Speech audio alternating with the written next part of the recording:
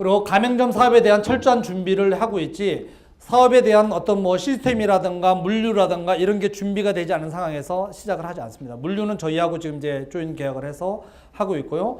교육도 이제 자체적으로 우리가 이제 지원을 전문 교육을 해줘서 자체 교육장을 지금 꾸려가지고 지금 교육을 준비를 하고 있습니다. 그래서 그게 끝나면은 이제 올 하반기부터 가맹 사업이 본격적으로 시작이 될 것 같습니다. 그다음에 현지 장비 업체하고의 협력이 잘 돼가지고 좋은 장비를 쓰고 서비스가 원활하게 이루어지고, 장비를 고칠 동안 새 장비를 갖다가 주고 가져가서 고치고 와서 다시 가져가고 하는 형식의 방법을 택하고 있고요. 그래서 일 매출이 요즘 오픈한 데는 모르겠는데 1, 2, 3호점 같은 경우는 최소 3만 위엔에서 8만 위엔 정도까지 나옵니다. 네. 상당히 많이 나오는 편이죠. 끝날 시간이 다 돼가는데 지루하실 텐데, 요 내용들은 이제 간단하게 넘어가겠습니다. 이제 오픈 과정에 이제 필요한 과정들인데, 처음에는 시장 조사를 하겠죠. 그래서 독자로 할 거냐, 합자로 할 거냐, 진입 방법 어떻게 할 것이냐 따지고, 파트너 선정 아까 얘기한 대로 다 보셔야 되고요. 상권 조사 보셔야 되고, 매장 계약할 때, 자, K 업체의 경우를 하나만 더 들고 가겠습니다. 이 업체는 아직 오픈을 하지 않았기 때문에 실패 사례로 넣지는 않았습니다. 근데 사실은 실패 사례입니다. 오픈이 가능한 건물인지 아닌지를 알아보지도 않고 지역이 좋으니까 덜컥 계약을 했어요. 계약을 하고 2개월치 보증금을 주고 6개월치 임대료를 내고 계약을 했습니다. 그리고 철거 공사를 하는데 주민들이 와서 항의를 합니다. 너희들 뭐 하는 건데 이렇게 시끄럽게 그 먼지가 나냐? 그래서 우리 카페 할 건데, 근데 거기서 그 주민들 중에서 여기 카페 못해. 내가 정상적으로 돈 내고 카페 한다는데 왜 못해? 여기는 못하는 건물이야. 알아봤더니 카페를 오픈할 수 없는 건물이에요. 그 주인한테 따졌어요. 야, 왜 카페 오픈하지 못하는 건물을 임대했어? 그러니까 야, 내가 임대했냐? 니들이 임대하라고 해서 내가 임대하라고 그러니까 나는 돈 받고 그냥 했을 뿐이지. 자기들이 시장 조사를 잘못한 거예요. 그냥 와서 건물 임대해달라니까, 집주인은 건물 임대하라고 돈 주고 건물 임대해달라고 임대해 준 것 뿐이잖아요. 결국 한 푼도 못 건졌습니다.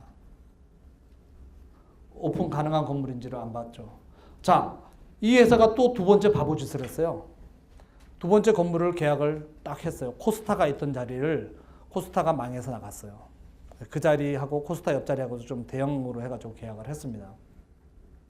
해가지고 하려다 보니까 전기가 자기들이 생각하는 컨셉의 카페는 150kW가 필요한데 거기 전기 들어와 있는 건 40kW밖에 안 들어와 있는 거예요.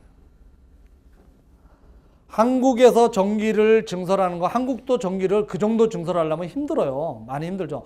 중국은 더 힘들어요. 정말 힘들어요. 전기 증설한다는 게 이거는 진짜 막 속이 터져서 죽을 정도로 힘듭니다. 지금 그것 때문에 사람 찾고 난리가 났어요. 그런데 사람을 찾아서 돈을 쓰고 했는데도 불구하고 100kg밖에 확보가 안 됐어요. 그래서 메뉴를 바꿔야 돼요.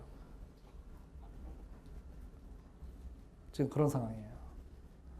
그 다음에 소방, 설계를 한국에서 멋지게 설계를 딱 해가지고 딱 시작을 했어요. 중국의 소방법과 위생법은 생각도 안 하고 그냥 한국에서 그냥 설계 잘하는 데서 해가지고 딱 했어요. 소방, 위생 다 걸리죠.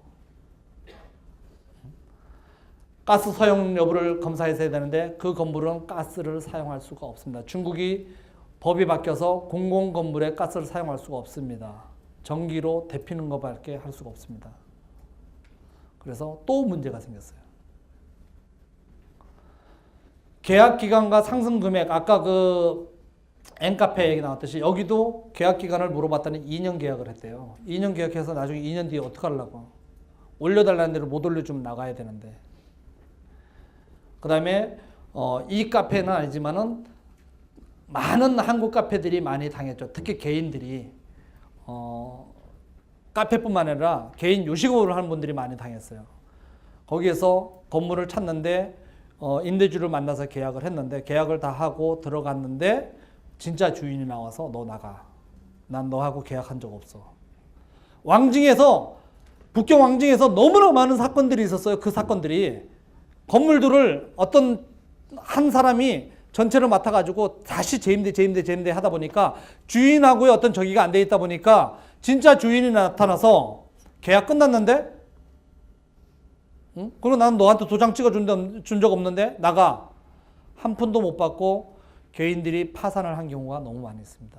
그래서 실질적인 주인인지, 그 다음에 그 할 때는 꼭 건물에 대한 소유권에 대한 거를 돼 있는 거를 확인을 하고 카피본을 받고 신분증 카피본을 받고 해서 계약을 해야 되지. 그런 부분이 없이 그냥 계약을 하시면은 큰일 날 수가 있습니다. 그 다음에 한국도 마찬가지. 요즘 어떤지 모르는데 제가 전에 이제 한국 있을 때는 그랬었는데 건물 계약을 장기로 하면 인테리어 하는 동안은 장사를 못 하기 때문에 인테리어 하는 기간 한 달이나 두 달 동안은 무료로 사용을 할 수 있도록 주죠. 근데 중간에 꼭 소개하는 놈들이 장난을 놀아가지고 할 수 없다. 그런 거 없다라고 하는데 그렇지 않습니다.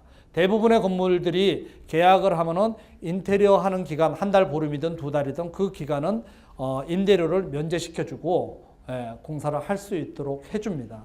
근데 그거를 모르고 그 돈을 다 내가면서 공사를 하시는 분들이 많이 있습니다. 그 부분을 좀 아셔야 되고요.